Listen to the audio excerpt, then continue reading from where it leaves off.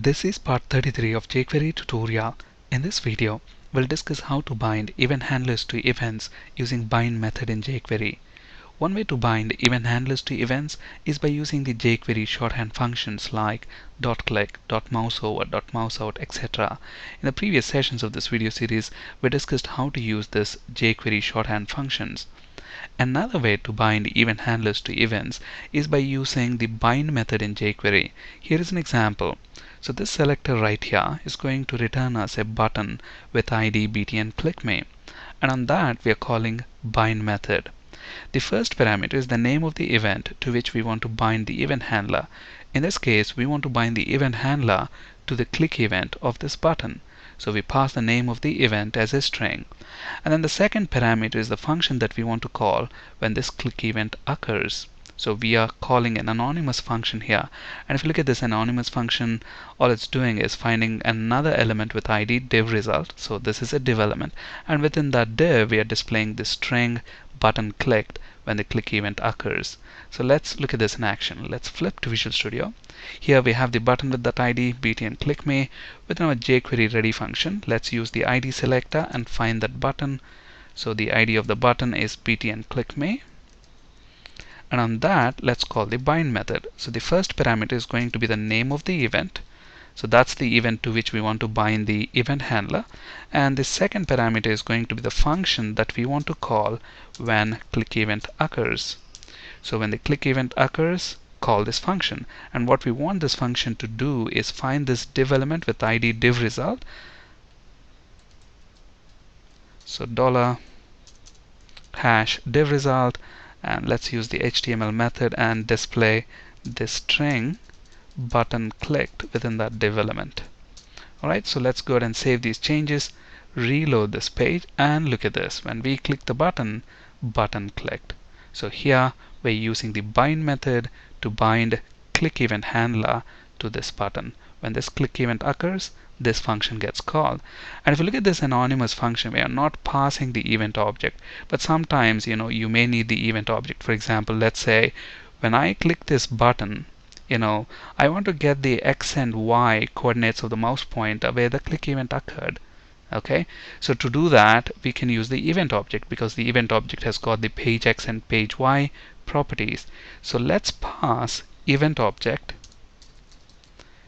to this event handler function, and then instead of simply displaying this string button clicked, I'm also going to say button clicked at X equals, we want the X coordinate of the mouse pointer, and to get that we can use the event object that is coming into this event handler function, and then use the page X property, and to that let's append Y equals the Y coordinate, so event.pageY.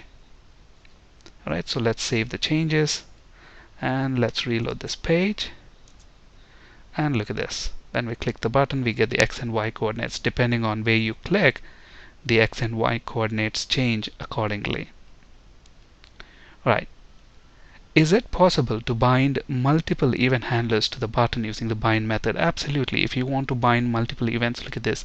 Here we are binding event handlers to click, mouse over, and mouse out events. Simply separate them with a space. So here we are binding this event handler function to all these three events. Okay, so let's look at that in action. So I want to bind the event handler function to click event, mouse over event, and mouse out event. Okay, when any of these events occur, this function gets called. And look at this. Here we are passing the event object to the event handler function. Now I want this piece of code to be executed only if the event is click event. If that's the case, we can use this event object that gets passed. So we can check if event dot type equals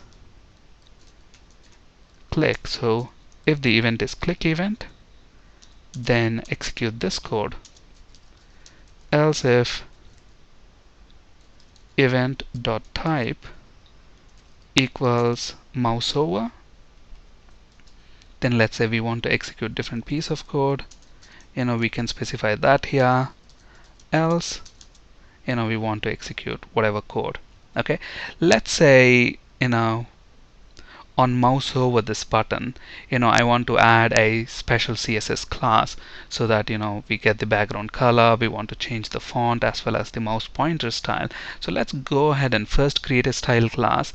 So here let's include a section for style, and then I'm going to create a style class. Let's actually call this button style.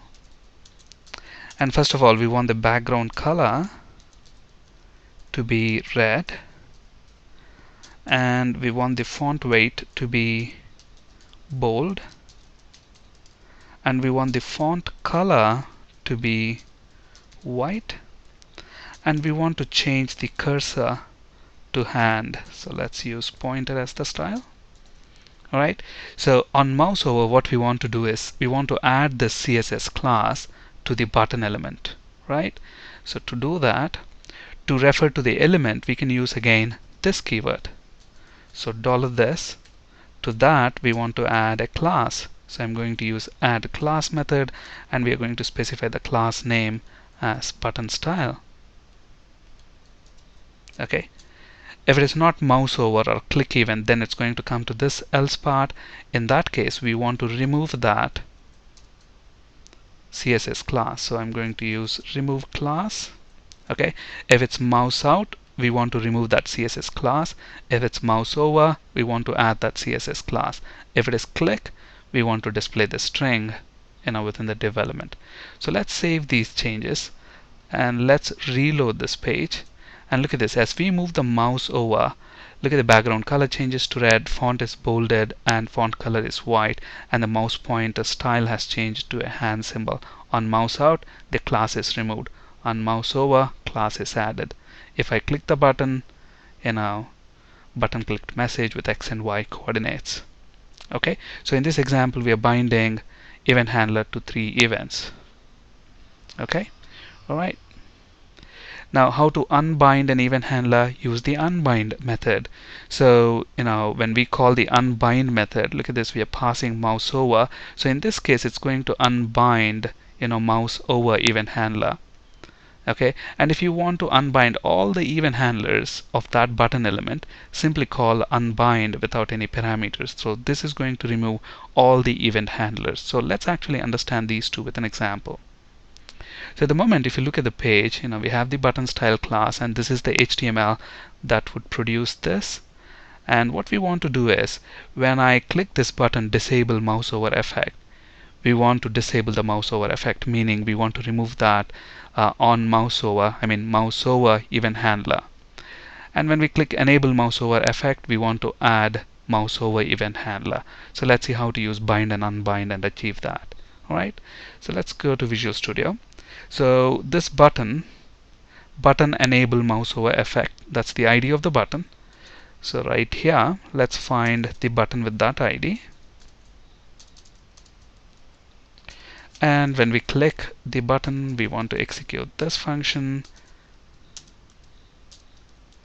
So here we are using the jQuery shorthand function to associate a click event handler to this button. Right? Alright, so when we click button enable mouse over effect, what we want to do, we want to bind mouse over event handler to this button btn click me. So we want to find that button first. So let's use that ID selector. And then I'm simply going to say bind, and we want to bind mouse over. And let's specify the function that we want to call when mouse over occurs. So here we are going to simply say $this.add class button style. So when we click enable mouse over effect button, we are binding mouse over event and an event handler for that. Now, when we click the other button, that is btn disable mouse over effect. So when we click this button, we want to execute another function. And what do we want to do? We want to unbind mouse over event handler. So I'm going to use the same code, and instead of bind, I'm going to use unbind, and we want to unbind the event handler of mouse over event. Okay, so let's save those changes. Let's reload this page and look at this. When we mouse over, we get the mouse over effect. Now when I click disable mouse over effect, look at this. Now when I mouse the mouse over the button, we don't have the mouse over effect. When I click enable mouse over effect, look at that, that's back in action again. And when we click the button, we get the message as expected. And here is the code that we have just written. Thank you for listening and have a great day.